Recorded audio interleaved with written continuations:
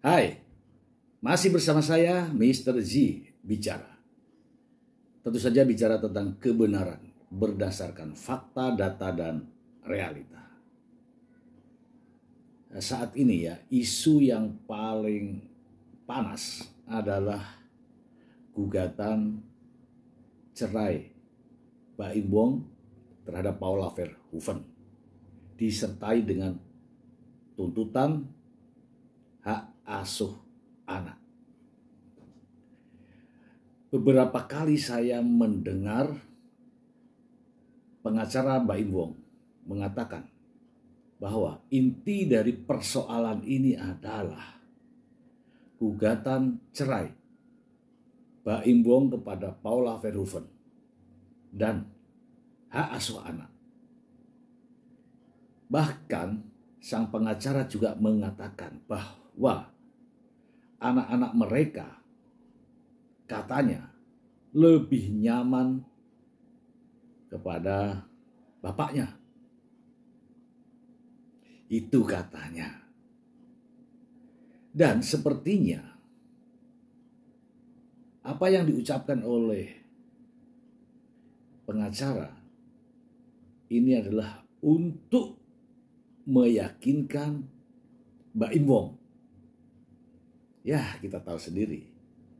Kalau klien sudah yakin akhirnya bla bla bla. Tapi ketahuilah bahwa hak asuh anak walaupun dengan cara apapun hakim akan mempertimbangkan hak asuh anak pasti akan jatuh ke ibu kandungnya. Saya memiliki prediksi. Saya bukan seorang paranormal karena saya membaca, ya. Saya membaca sebagaimana yang disampaikan oleh sang pengacara terkait dengan gugatan perceraian yang dilakukan Baim Wong terhadap Paula Verhoeven dan juga menuntut hak asuh anak itu berdasarkan kompilasi hukum Islam, juga keputusan Mahkamah Agung dan jurisprudensi yang lain. Saya pun mempelajari itu. Tidak mudah menentukan hak asuh anak jatuh ke bapaknya. Ada beberapa persyaratan yang harus dan mutlak terpenuhi, ya. Saya tunjukkan ya, saya juga mempelajari ini ya. Oke, dan ini nggak main-main, saya sudah membacanya. Ini buku karya saya. Jadi, kita tidak perlu bahas yang ini ya, yang ini aja.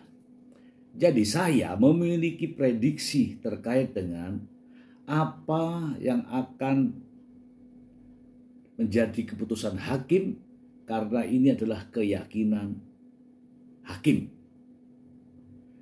Dasar keyakinan hakimlah yang akan memutuskan hak asuh akan jatuh kepada siapa.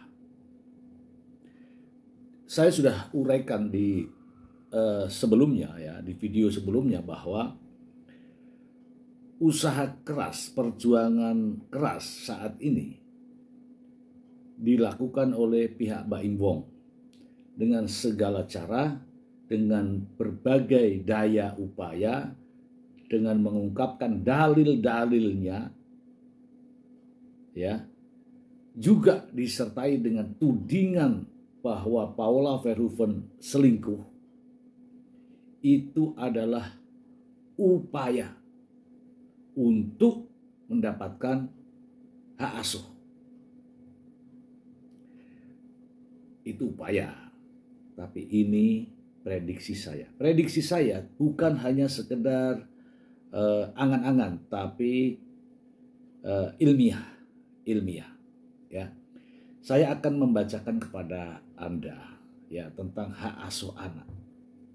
Memang ada beberapa yang hak asuh anak itu jatuh ke bapaknya. Ada jurisprudensinya. Tapi banyak juga hak asuh anak yang jatuh ke ibunya. Jadi inilah yang saya katakan di depan bahwa itu adalah upaya sang pengacara. Dan sang pengacara selalu mengatakan ada jurisprudensinya. Saya akan bacakan untuk Anda. Hak asuh anak di bawah 5 tahun akibat perceraian. Berdasarkan Undang-Undang Nomor 1 tahun 1974 pada pasal 41, ini tentang undang-undang perkawinan ya. Bisa disimpulkan bahwa kedua orang tua memiliki kewajiban yang sama untuk memelihara dan mendidik anaknya. Jika kedua orang tua tak melayangkan gugatan terkait hak asuh atas anaknya saat bercerai, maka permasalahan hak asuh pun tak perlu diselesaikan di pengadilan. Aturan terkait pemegang hak asuh anak dituangkan dalam kompilasi hukum Islam tadi ya. Dalam pasal 105 kompilasi hukum Islam, pemeliharaan anak yang belum mumazid atau belum berumur 12 tahun merupakan hak ibunya. Saat anak tersebut berusia 12 tahun, maka sang anak akan memilih di antara ayah atau ibunya sebagai pemegang hak asuhnya. Sekarang, putusan Mahkamah Agung. Putusan Mahkamah Agung RI nomor 102 K SIP 1973 tanggal 24 April menyatakan berdasarkan jurisprudensi mengenai perwalian anak, patokannya ialah bahwa ibu kandung yang diutamakan. Khususnya bagi anak-anak yang masih kecil, karena kepentingan anak menjadi kriteriumnya. Kecuali kalau terbukti bahwa ibu tersebut tidak wajar dalam memelihara anaknya. Tidak wajar dalam memelihara anaknya. Apa itu tidak wajar? Kan begitu ya. Saya ingin tunjukkan apa yang dimaksud dengan tidak wajar. Hak asuh anak ke ibu akan hilang jika 1. Ibu memiliki perilaku buruk. Ibu saat itu sedang masuk penjara. Ibu tak bisa menjamin keselamatan jasmani dan rohani anaknya. Sekarang ya, saya tanya nih, apakah Paula masuk di kriteria itu? Tidak. Ibu memiliki perilaku buruk. Apakah Paula memiliki perilaku buruk? Tidak. Apakah Paula masuk penjara? Tidak. Apakah Paula tidak bisa menjamin bahwa sang anak akan selamat jasmani dan rohaninya? Pasti bisa. Itu ya teman-teman ya. Jadi kriteria-kriteria ibu kehilangan hak asuh anak tidak ada di Paula Verhoeven.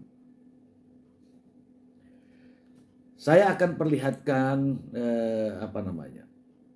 kriteria lain lagi ya,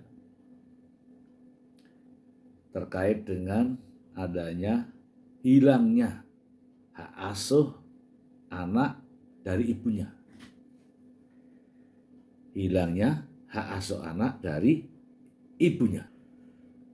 Hak asuh anak hilang dari ibunya apabila, itu tadi saya sudah bacakan, ibunya memiliki perilaku buruk, sedang masuk di penjara, tidak mampu menjamin keselamatan anak, baik secara jasmani maupun rohani. Itu gambarannya. Nah sekarang, apa yang ada dalam perilaku buruk? saya ingin membacakan untuk Anda. Hak asuh anak bisa jatuh ke ayah apabila ibu memiliki perilaku yang buruk dan terbukti dalam persidangan. Perilaku buruk terbukti dalam persidangan.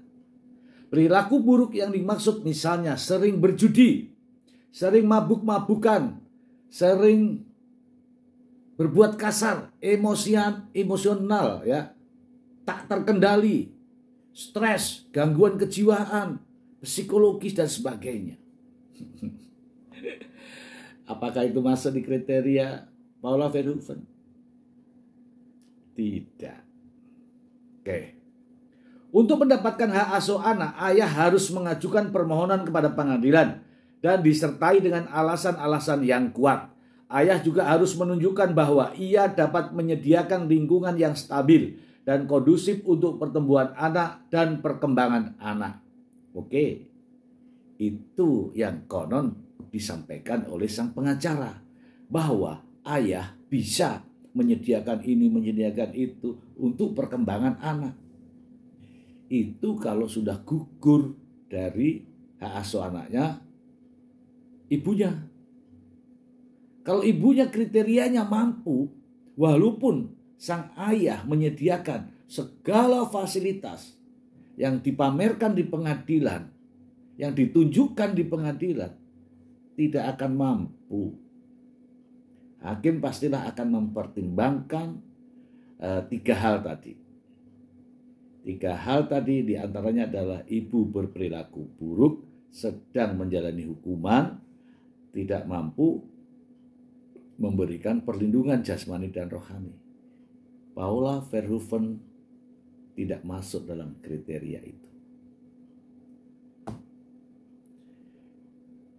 Tetapi sang pengacara terus memberikan keyakinan kepada Mbak Im Wong bahwa berjuang untuk hak asuh anak.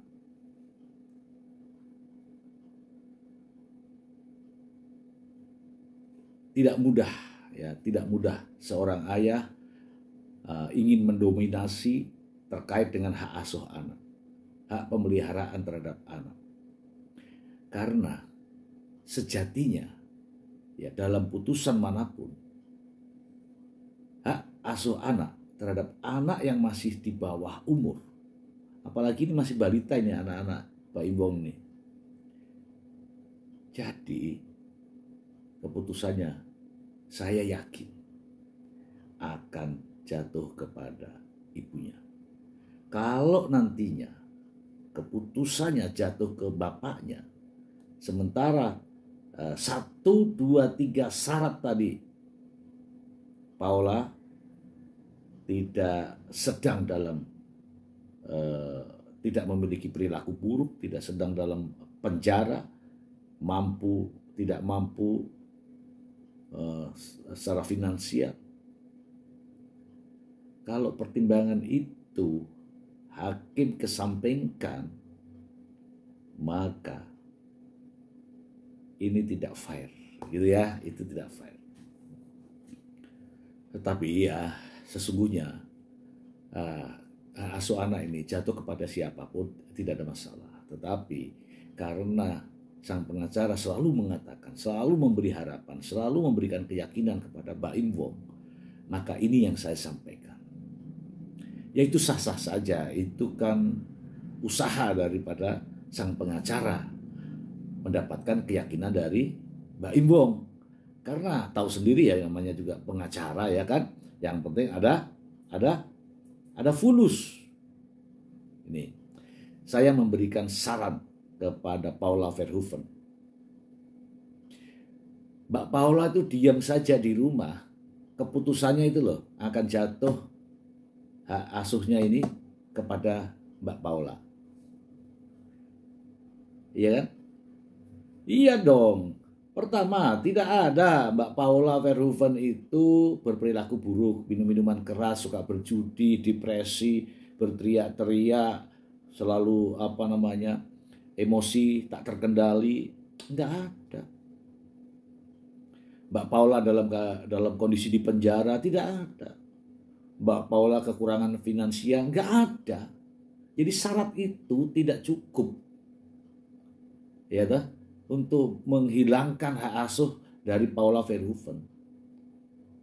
Pertimbangan yang utama adalah anak yang masih di bawah umur membutuhkan asuhan daripada ibu kandungnya, gitu ya.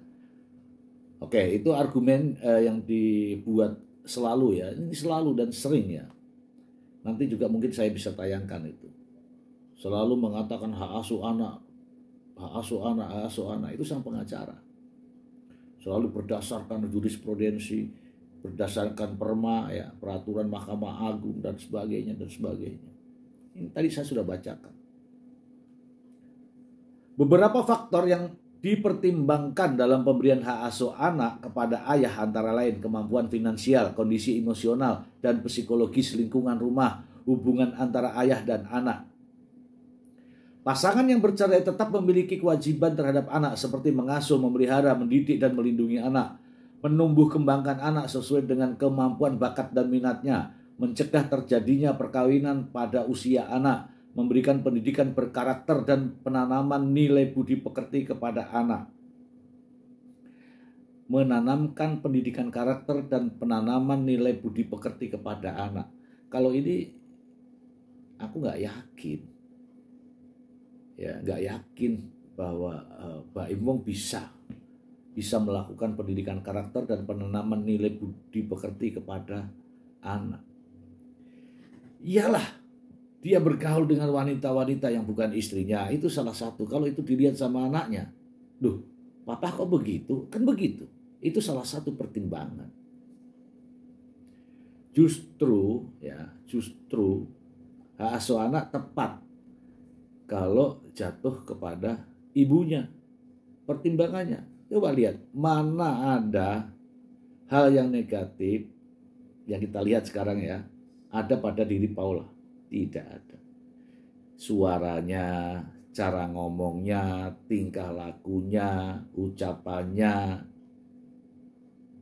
pergaulannya, lingkungannya dan sebagainya. Semua positif untuk anak. Jadi hak asuh anak akan dalam perjuangannya Pak Imbong yang didukung oleh pengacara ini, ya bisa saya katakan akan sia-sia. Akan sia-sia.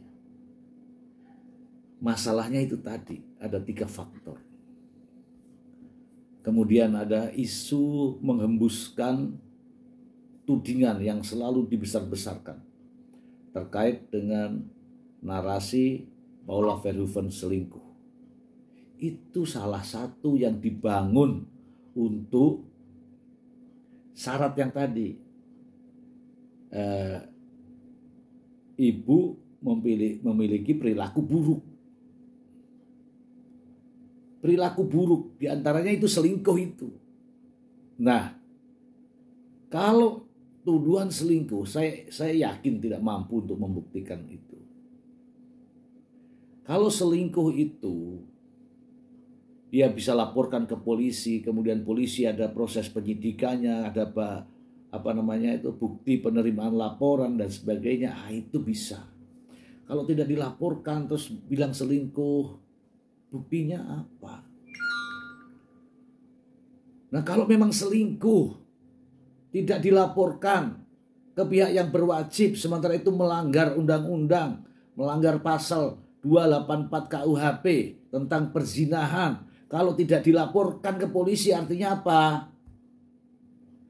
Membiarkan perbuatan selingkuh. Kalau membiarkan artinya pembiaran. Kalau memang ada tuduhan, buktikan. Di mana membuktikannya? Ya, tuduhan itu dilaporkan kepada polisi. Polisilah yang akan membuktikan dalam proses pidana karena melanggar pasal 284 KUHP. Di pengadilan agama hanya menentukan perceraian dan hak asuh anak. Perceraian tadi sudah dihembuskan dengan alasan perselingkuhan. Tapi perselingkuhannya sendiri tidak dilaporkan. Sementara perselingkuhan itu perzinahan pidana. Kalau itu tidak dilaporkan, artinya membiarkan terjadinya tidak pidana. Oke ya. Ini adalah pembunuhan karakter. Jadi karakter dari Paula Verhoeven dibunuh dengan cara membuat narasi yang sedemikian rupa bahwa Paula Verhoeven selingkuh.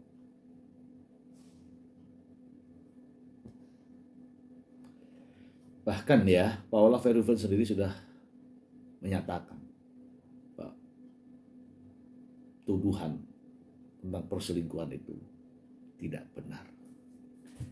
Dan saya semakin yakin ya terkait dengan pola-pola semacam ini. Hampir bersamaan ya, hampir bersamaan. Tuduhan ini hampir bersamaan. Hanya kita selalu memberikan ada pernyataan-pernyataan, ada dari ada dari Bang Hotman ya, Hotman Paris Hutapea. Tuh. Tapi kalau yang lain-lain saya lihat, oh ya kan, begitu Pak Imbong menyatakan dalam konferensi pers adanya orang ketiga dikhianati, ya terjadi fire gitu ya. Tidak lama kemudian Nikita Mirjani, Vista Putri, pengacara juga membuat drama yang seolah-olah bagaimana seorang pria ketika sang istri bla bla bla bla bla terlalu kuat seorang Mbak Imbong. Itu kan dramanya begitu. Sungguh menyakitkan apa yang ada terjadi dalam Mbak Imbong. Begitu kuat pria ini dan seterusnya. Itu semua drama. Drama. Kenapa saya katakan drama? Nggak begitu kalau laki-laki. Ya kalau memang melihat, menemukan selingkuh, ya kan gitu ya, laporkan. Ini untuk menentukan apakah benar apa yang kita tuduhkan. Begitu. Oke ya, ini terkait dengan hak asuh anak, kemudian penggiringan opini. Ini penggiringan opini bahwa Paula selingkuh ini salah satu cara penggiringan opini dan menghilangkan hak asuh anak. Ini caranya. Tetapi saya yakin hakim di Pengadilan Agama Jakarta Selatan tidak akan dipengaruhi dengan cara opini-opini semacam ini. Hakim juga harus melihat langsung kondisinya. Gitu. Ada kata-kata yang diucapkan oleh pengacara yang mengatakan kalau anak disuruh memilih, nanti memilih ke bapaknya. Ya gitu ya kalau nggak salah dengar ya, bapaknya. Karena dengan bapaknya dia lebih nyaman. Itu subjektif. Itu narasi yang dibangun. Itu drama yang dibuat. Masa iya? Iya kan? Anak itu tidak akan memilih. Anak itu mana bapaknya, mana ibunya itu. Tidak boleh juga buat drama seperti itu. Ya kan? Nanti pembuktiannya nanti anak dibawa ke pengadilan, kasih berdiri di tengah. Ini anak ini lari kemana? Lari ke ibunya apa lari ke bapaknya gitu? Memilih, nggak boleh begitu. Ya, nggak boleh begitu. Saya akan selalu mengucapkan kalimat-kalimat yang tidak sesuai. Ya, protes ya. Saya akan protes dengan kalimat-kalimat yang tidak sesuai. Ya. Jadi hak asuh anak untuk anak yang masih di bawah umur itu akan ke ibunya. Bukan disuruh memilih. Itu sudah pasti. Karena hukum perkawinan begitu, kompilasi hukum Islam begitu. Ada memang jurisprudensi yang mengatur bahwa anak bisa saja hak asuhnya jatuh kepada bapaknya, bisa, tetapi dengan syarat ibunya memiliki perilaku buruk. Itu tadi saya sudah jelaskan. Ya, main judi, minum-minum alkohol, dunia malam, diskotik, jadi perempuan nakal. Itu bisa hilang kemudian emosional yang tak terkendali, sedang dalam penjara, kesulitan finansial dan sebagainya. Itu. Tapi kalau Paula Verhoeven tidak ada yang masuk di situ. Jadi hak asuh anak diutamakan adalah jatuh kepada ibunya terhadap anak-anak yang masih di bawah umur, ya, bawah umur. Kalau usianya di bawah 5 tahun ini ke ibunya, nanti kalau di 12 tahun silahkan dia memilih yang mana, begitu. Tidak bisa membangun drama dengan narasi-narasi seperti itu. Ya itu hanya untuk untuk membuat agar Mbak Imbong lebih yakin. Tapi Mbak Imbong saya kira nggak boleh begitu juga. Harus punya pendirian dong. Nanti kalau memang mau belajar sama saya kasih. Jangan pasrahkan kepada orang untuk berbicara sana sini, jangan. Mbak Imbong juga harus punya pendirian. Ya ini bukan masalah sepele, jangan dipasrahkan kepada orang saja. Bicara sana sini, semua media ada. Dibangun narasi sedemikian rupa. Yang tahu nggak bahwa itu adalah pencemaran nama baik, ya, merendahkan istri, merendahkan ibunya anak-anak, dan itu juga pidana, ya, menyebar fitnah dan pencemaran nama baik itu tindak pidana. Ini yang terakhir ya, hak asuh anak saya yakin akan jatuh kepada ibunya, akan jatuh kepada Paula Verhoeven. Memang banyak ada yang jatuh ke bapaknya dengan 3 syarat tadi. Ya. Ibunya berperilaku buruk, sedang dalam persoalan hukum, masuk penjara, tidak mampu mendidik keselamatan anak dan sebagainya. Kalau Paula Verhoeven, 3 kriteria tadi ini aman. Ya, hakim akan mempertimbangkan persoalan ini. Bahwa apapun yang diperjuangkan oleh pengacara Mbak Imbong untuk meminta hak asuh anak, nonsen. Saya berkeyakinan hak asuh anak akan jatuh kepada Paula Verhoeven. Semoga bermanfaat.